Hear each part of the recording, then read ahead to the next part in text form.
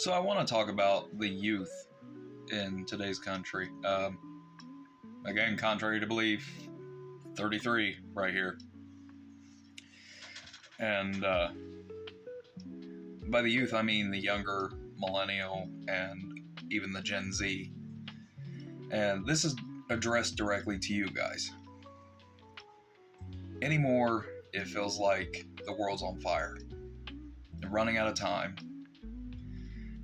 Everything we do doesn't matter. We're in a world where get up, work, pull yourself up by your bootstraps doesn't seem to work anymore. And a lot of times it doesn't. There's so many cases of people having to work 2 or 3 jobs just to even make it. Most people can't afford a house because the housing market is rigged in every way possible, and it's only going to continue to go up. That whole, oh, the bubble's going to pop, that's not going to pop. Just quit lying to yourself. It's not going to pop.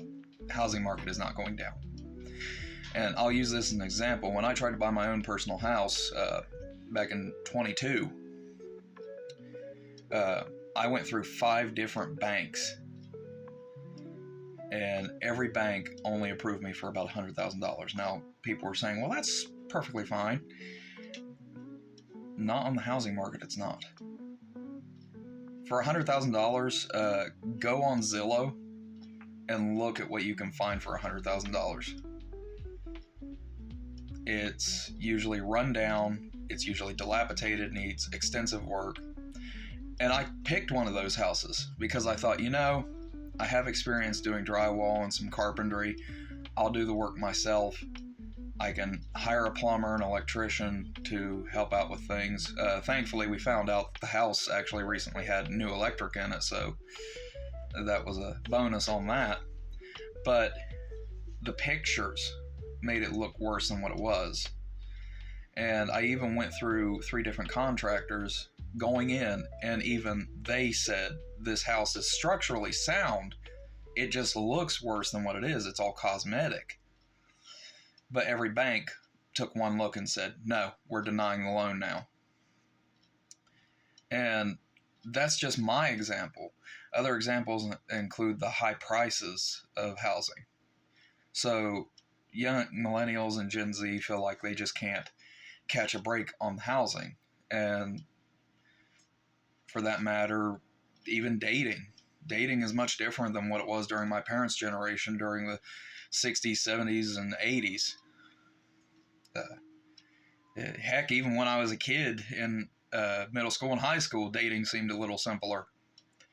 The problem is that attitudes have changed. It's not like it was. And the younger generation is feeling left behind. They're feeling like they have no reason to continue. There's no reason to keep going. And so much more, I hear people saying, I hate America. You don't hate America. You hate what's been done in her name. It's the same thing with Christianity. You don't hate Christianity. You hate what's being done with Christianity.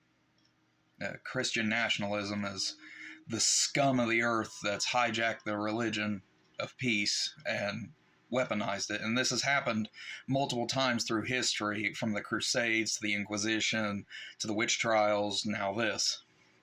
We're just at that point again. And history doesn't fully repeat, but it rhymes. But back on topic,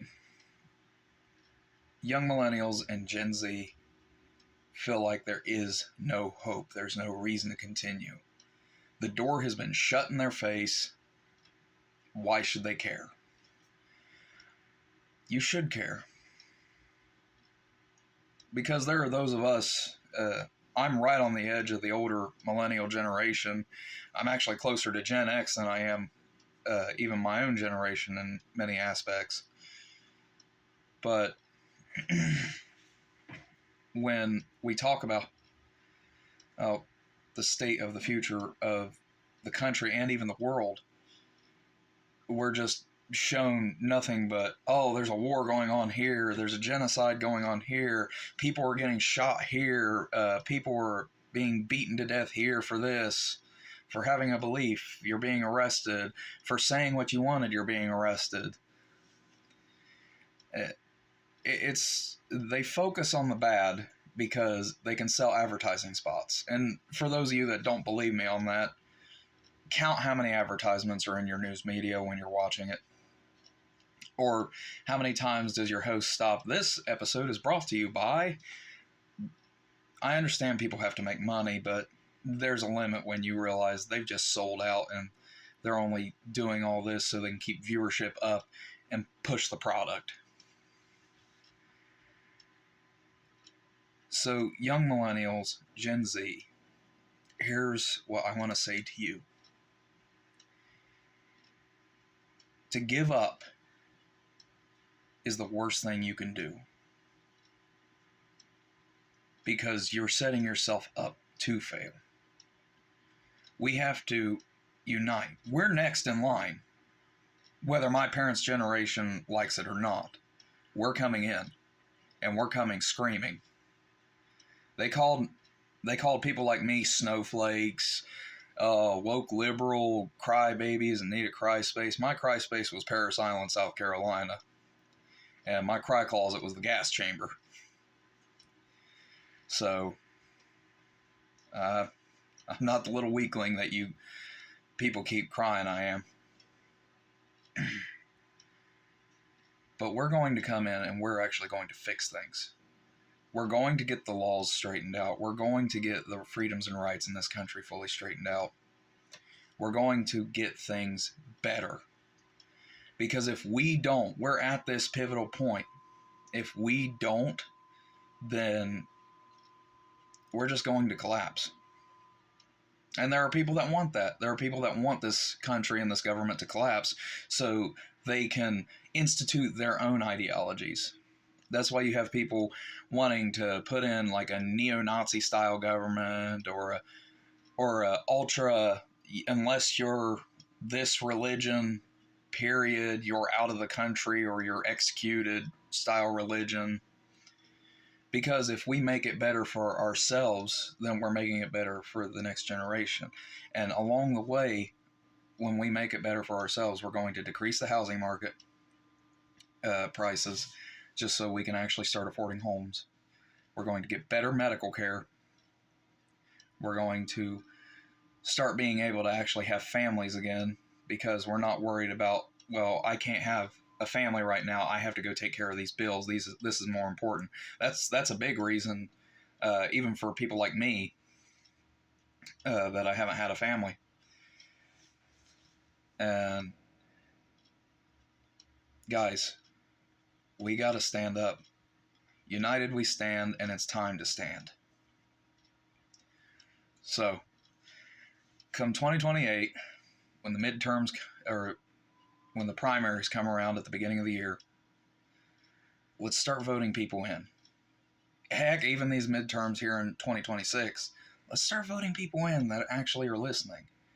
I could give a shit less about Republican, Democrat, partisan politics stuff. If you're going in and you're doing the jobs, stop throwing trash and shade towards other people. Tell me what you're going to do for me, for my country, for my future. Let me decide. Stop forcing your agenda down my throat. And I know there's a lot of you out there that feel the same way.